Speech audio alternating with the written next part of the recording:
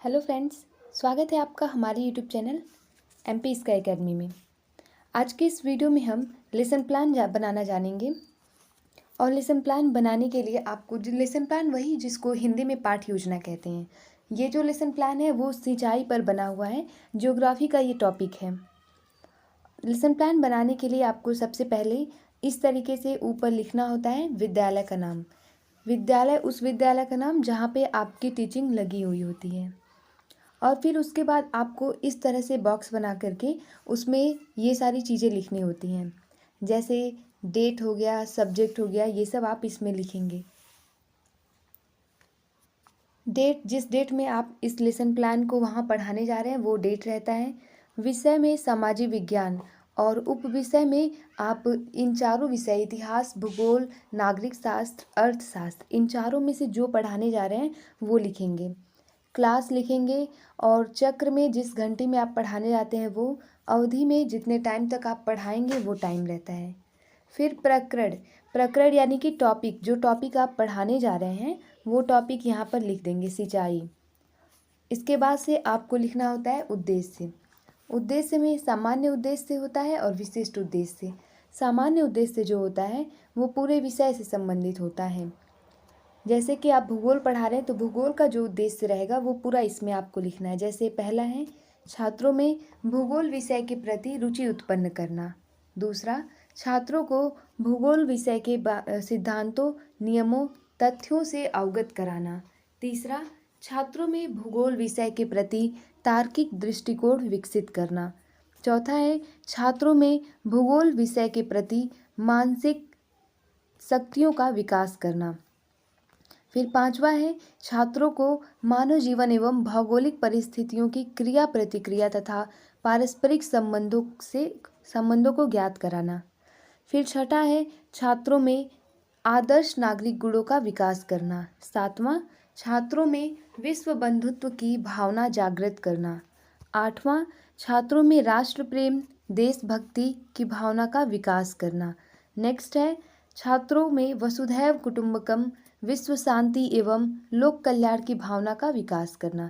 इस तरीके से आप सामान्य उद्देश्य लिखेंगे। फिर आता है विशिष्ट उद्देश्य। विशिष्ट उद्देश्य जो होता है वो प्रकरण विशेष से संबंधित होता है। जैसे ये प्रकरण सिंचाई पढ़ाया जा रहा है तो इससे रिलेटेड होगा। ये ज्ञानात्मक, बोधात्मक और प्रयोगात्मक इस तरह से होता है। तो पहला ज्ञानात्मक उद्देश्य है, इसमें बच्चे अर्थ परिभाषा बताना जान लेते हैं, चीज़ों को एज इट इज़ जान लेते हैं। जैसे पहला है छात्र सिंचाई में प्रयुक्त होने वाले उपकरण, ट्यूबवेल को परिभाषित कर सकेंगे। दूसरा, छात्र सिंचाई के साधन, नहरों, कुओं और तालाबों को परिभाषित कर सकेंगे। फिर इसके बाद है बोधात्मक उद्देश्य और उसके बाद प्रयोगात्मक उद्देश्य। बोधात्मक उद्देश्य में लिखेंगे छात्र सिंचाई के साधन, नलकूप और नहरों में अंतर स्पष्ट कर सकेंगे। जो ये बोधात्मक उद्देश्य होता है इसमें बच्चे तुलना करना, वर्गीकरण करना जान लेते हैं। दूसरा, छात्र ड्रिप, टपक सिंचाई और स्प्रिंकलर, छिड़काव करने वाला यंत्र है, सिंचाई में अंतर स्पष्ट कर सकेंगे। इसके बाद हम प्रयोगात्मक उद्देश्य लिखते हैं। इसमें लिखेंगे ये जो होता है इसमें बच्चे अपने दैनिक जीवन में उसे प्रयोग करना सीख लेते हैं और उसके बाद से बच्चे उस पर चार्ट बनाना और उसकी व्याख्या करना जान लेते हैं।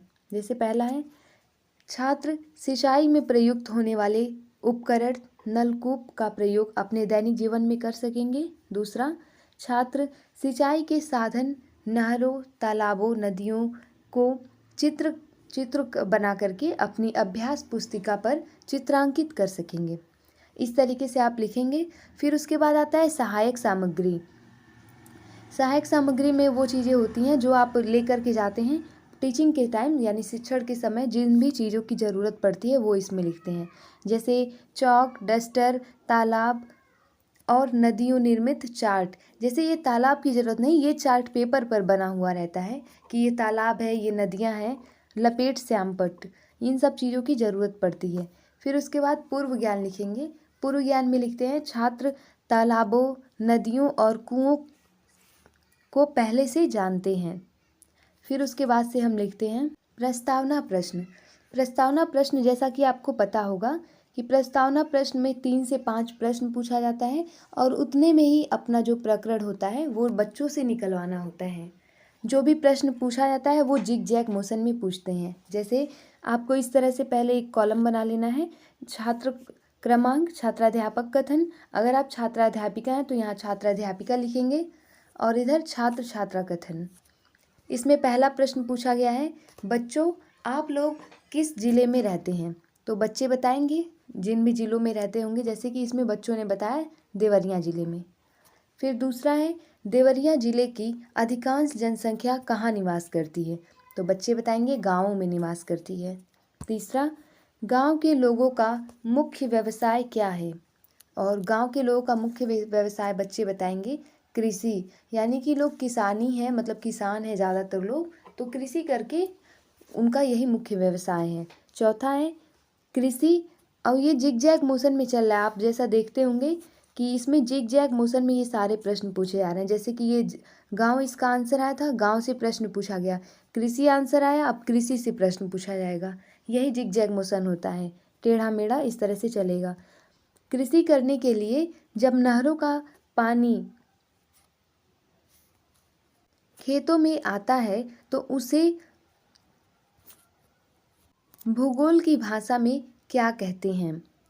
तो अब भूगोल की भाषा में जब आपने पूछा तो बच्चों को ये नहीं पता था, तो बच्चों ने कुछ बोला नहीं, वो मौन रहे।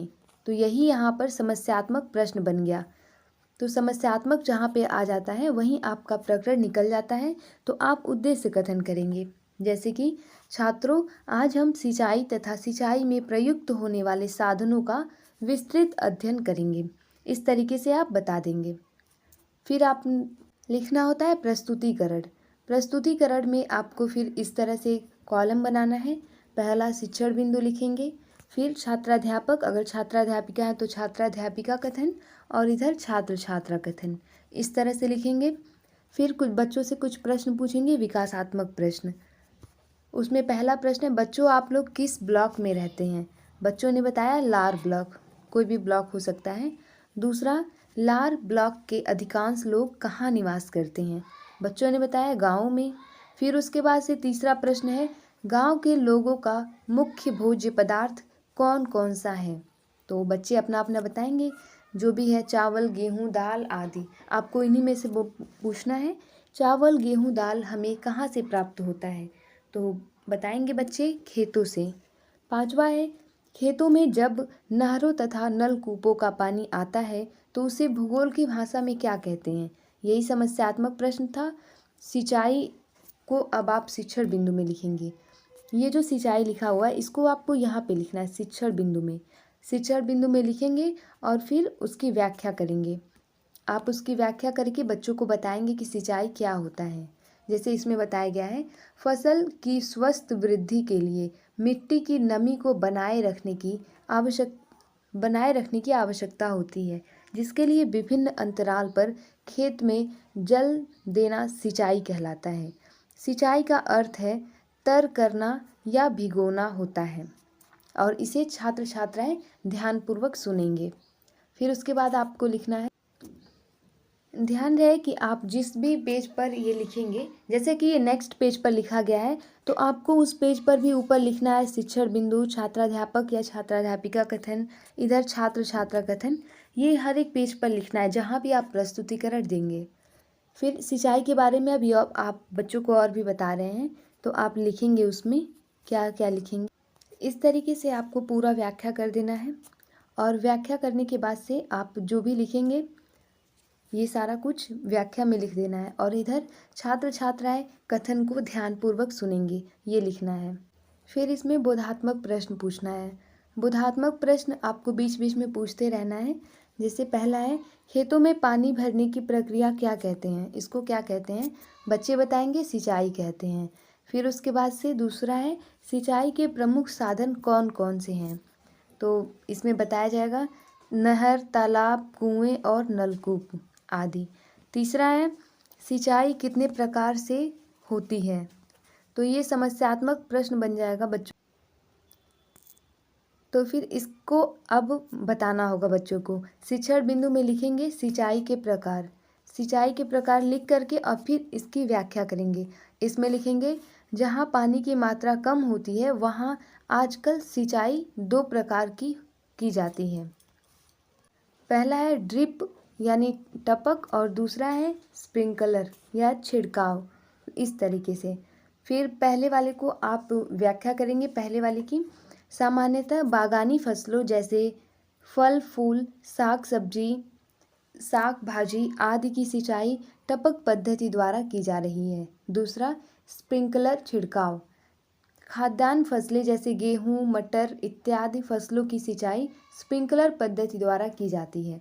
अब इसमें बोधात्मक प्रश्न हम पूछेंगे और इधर आपको लिखते रहना है कि छात्र छात्राएं ध्यानपूर्वक सुनेंगे। फिर इसमें बताएंगे बोधात्मक प्रश्न में प्राचीन समय में भारत में सिंचाई के प्रमुख साधन कौन कौन से हैं। तो बताएंगे बच्चे नहर कुएं तालाब। दूसरा भारत में नहरों द्वारा सिंचाई किस क्षेत्र में की जाती है, उत्तर भारत में। दूसरा फिर तीसरा है भारत में सिंचाई के जनक किसे माना जाता है। तो इस तरीके से बाद आता है श्यामपट्ट सारांश। श्यामपट्ट सारांश में वो चीज़ें हम लिखते हैं जो बच्चों को कॉपी में लिखना होता है और जो इम्पॉर्टेंट चीज़ें होती हैं वो चीज़ें, जैसे सिंचाई के साधन को लिखेंगे, प्राचीन काल में क्या थे और आधुनिक काल में क्या है। सिंचाई के प्रकारों को लिख देंगे। फिर उसके बाद से आता है निरीक्षण कार्य। निरीक्षण कार्य में लिखेंगे छात्राध्यापक या अगर आप छात्राध्यापिका हैं तो लिखेंगे छात्राध्यापिका द्वारा कक्षा में घूम घूम कर निरीक्षण कार्य किया जाता है। छात्रों के व्यक्तिगत समस्याओं का समाधान उसी स्थान पर तथा सामूहिक समस्याओं का समाधान श्यामपट्ट पर किया जाता है। फिर अंत में पुनरावृत्ति प्रश्न या मूल्यांकन कार्य हम लिखेंगे। मूल्यांकन प्रश्न बच्चों से पूछेंगे। इसमें बोलेंगे हम लिखेंगे पहला सिंचाई के प्रमुख साधन कौन कौन से हैं। दूसरा नहरों द्वारा भारत में किस क्षेत्र में सर्वाधिक सिंचाई की जाती है। तीसरा सूखे या जहाँ पानी की कमी होती है वहाँ पर सिंचाई कितने प्रकार से की जाती है। तीसरा और चौथा फल फूल और साग सब्जी किस किस सिंचाई के अंतर्गत आते हैं। फिर लास्ट में हम गृह कार्य लिखते हैं। गृह कार्य में लिखेंगे सभी छात्र सिंचाई के साधन कौन कौन से हैं लिख कर लाएंगे। इस तरीके से आप लेसन प्लान बना सकते हैं और हमारे YouTube channel MP sky academy पर और भी सब्जेक्ट के लेसन प्लान हैं, आप देख सकते हैं। उसमें से जैसे हिस्ट्री सिविक्स साइंस इन सब के लेसन प्लान हैं, आप वहाँ से देख सकते हैं। Thank you.